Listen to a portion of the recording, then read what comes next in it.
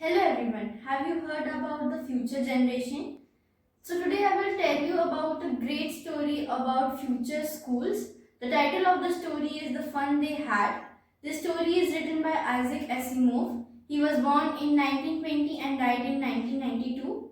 He was an American writer. He was also a professor of biochemistry at Boston University. He was famous for his works of science and popular in the field of science.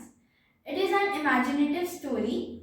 There is a girl called Margie. She was thinking about the schools of yesteryears.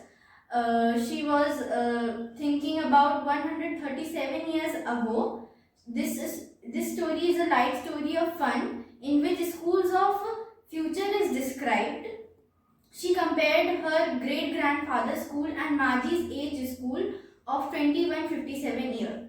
It goes like this. There were two siblings, Tommy and Margie. Tommy found the book of his great grandfather and its pages were yellow and crinkly.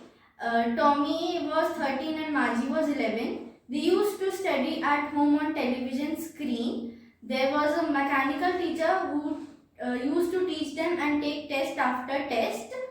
The one day Margie's mother sent a county inspector. Because there was a fault in AI, it was working fast.